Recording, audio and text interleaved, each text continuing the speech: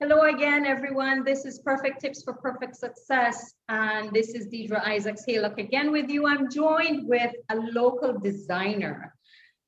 She's a fashion designer, self-taught, self-made, young, upcoming, hip. Those of us here in Belize may have seen her all across social media. Let Ronelli introduce herself and let's get chatting, Ronelli. Hi, thank you so much for having me. I am Ronelli Requena, fashion designer and owner of Data Sarai. Well, tell us, how did you get into doing what you're doing? I never in my wildest dreams would have imagined that I would be here. Ever since I was in primary school and high school, I always had a calling for science, so I always thought that would have been my thing. And when I was in the field, I just realized that it was not fulfilling my purpose. So I took a long break and did some searching, which helped me to really kind of find out who I was and what I wanted to do. I stumbled upon sewing, which I already knew how to sew because I grew up with an aunt that was a seamstress as well. So she taught me how to use a machine. But I always had a really, really good imagination. I was always crafty. So in that long break, I used to just upcycle my clothes because I didn't have money to buy new stuff or to anything. So I would go in my closet, see what I have, and I would rip it apart and put it together and make new things. And I would put it up on Instagram and people liked it. And they started asking if I had it for sale. And I'm like, no, it's just something I do for fun. Until a neighbor asked me to do a little dress for her little girl for her birthday. And I did it. And the money that I got from there, I just started buying new fabric and I flipped it and I flipped it. And 5 years, we're here. So it's been 5 years. Were you just naturally skilled at creating? You said you were exposed to sewing because of your aunt. So did this come from something inside, you think? So as I told you, I was always crafty. I am the only girl in my family. My mom has 4 of us. I'm the only girl. And we're big in pageants. And in pageantry, they give you like the smallest budget. And from that budget, you have to like make up all of these outfits.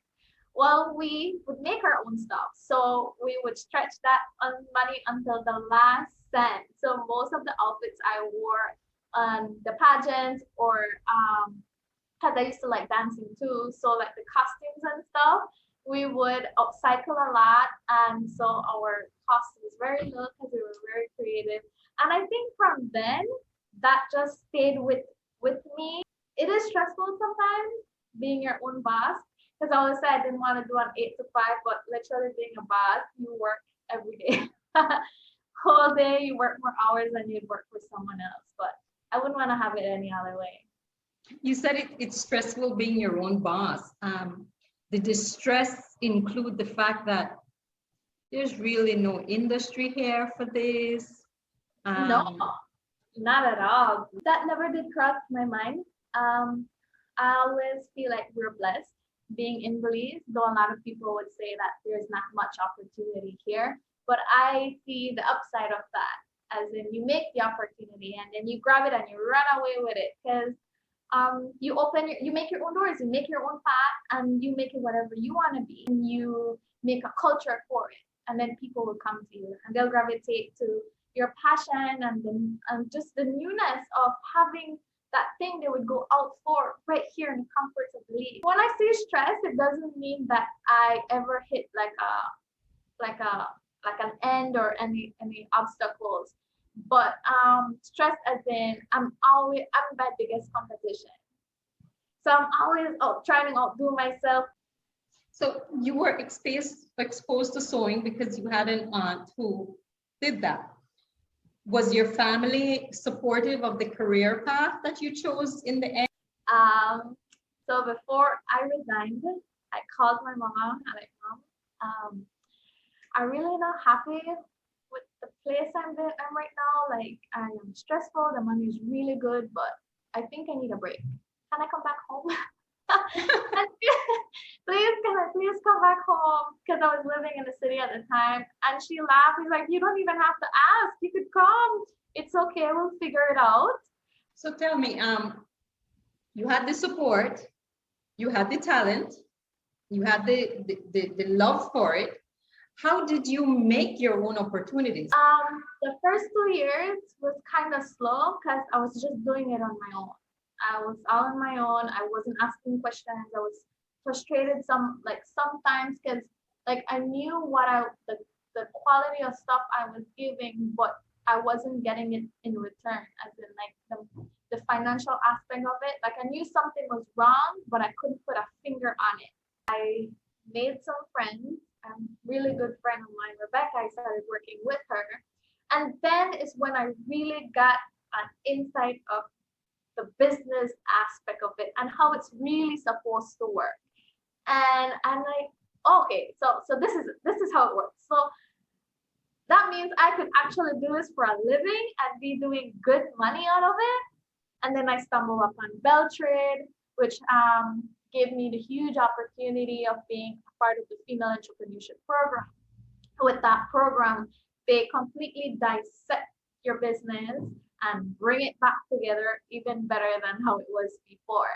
And then through that, I got a big grant with them, which really, really helped me get the professional equipment that I have, get my first formal training, which also got me out of the country, which really opened my eyes and meet all these amazing designers, which now we're really good friends.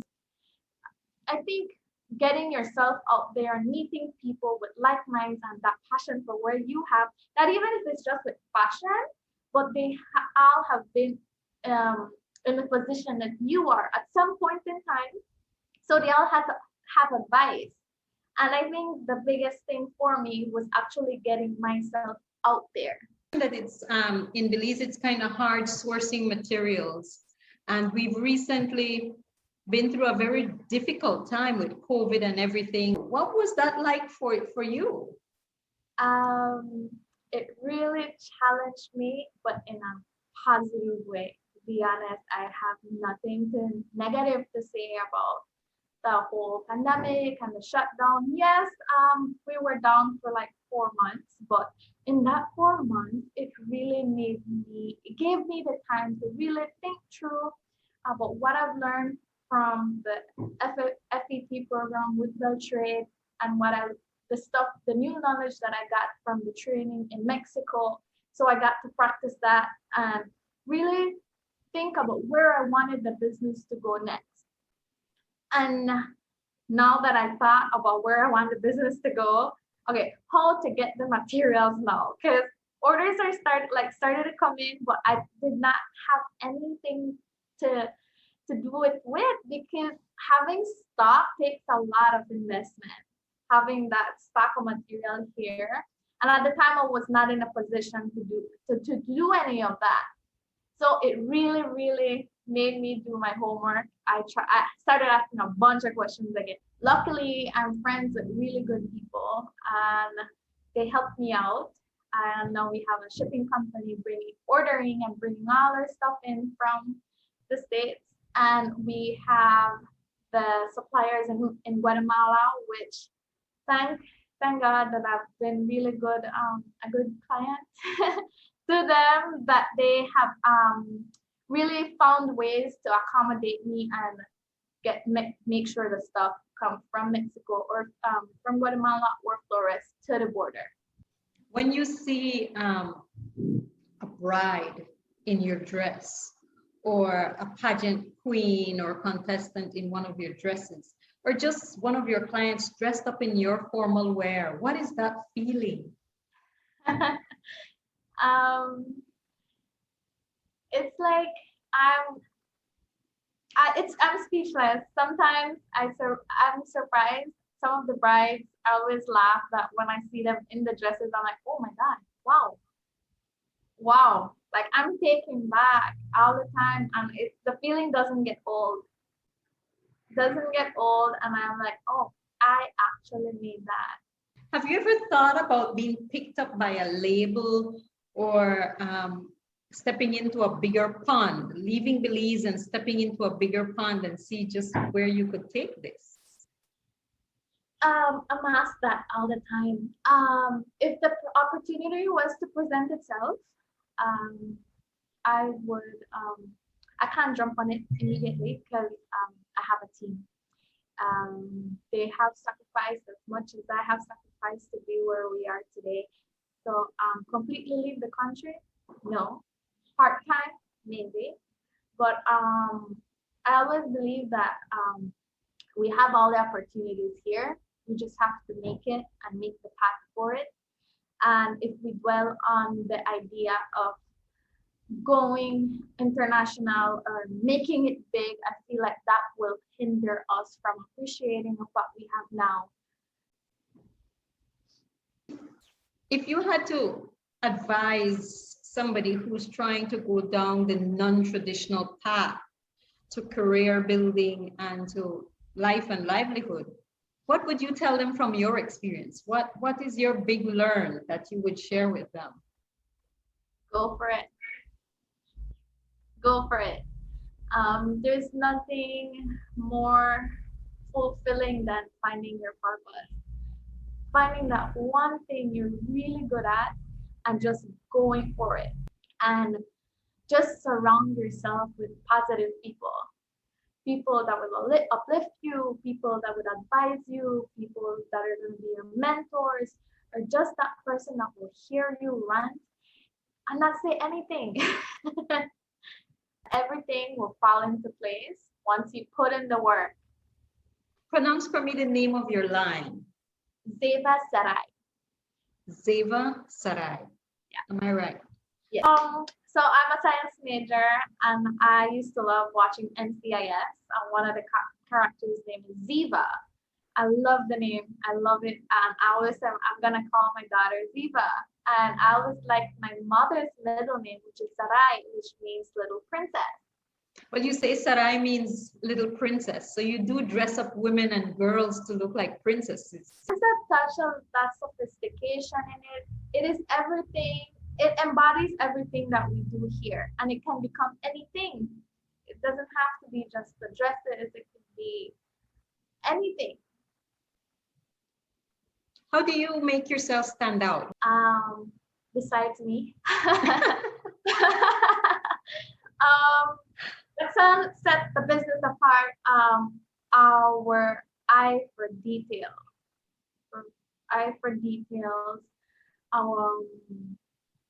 Just what our overall aesthetic. Because to now we've been in bridal for like 3 years, give or take 3 years, and we have developed a style. Where do you go from here? Where do you see yourself in 5 years, in 10 years? I hope to have a bigger team with multidisciplined team. I hope to expand the products that we have, and hopefully I'm hoping to have another location. It's been a dream of mine to have another location, and just keep on bringing in the good stuff. Well, I want to congratulate you on your beautiful talent, on what you've achieved, on your beautiful creations. And so tell people where they can find Zeva Sarai. So you can find us in San Ignacio, Cayo, 15 Bullet Tree Road. We are located right by the town council, right in front of the Sacred Heart Primary School. On the corner, can't miss it. You can also find us on Instagram and Facebook, Zeva Sarai or Zeva by Ronelli, Bayvhasari or AI, something. Well, congratulations again, and thanks for chatting with me. I wish you all the best. Thank you again. Folks, it's Zeva Sarai by Ronelli Requena. Look her up on Instagram and do support her. Again, you've learned dedication, believing in yourself, the forever optimist that beautiful things can happen, creativity to carve out opportunities even when there seems to be none, fashioning a career against all odds. Zeva Sarai, Ronelli Requena, thank you.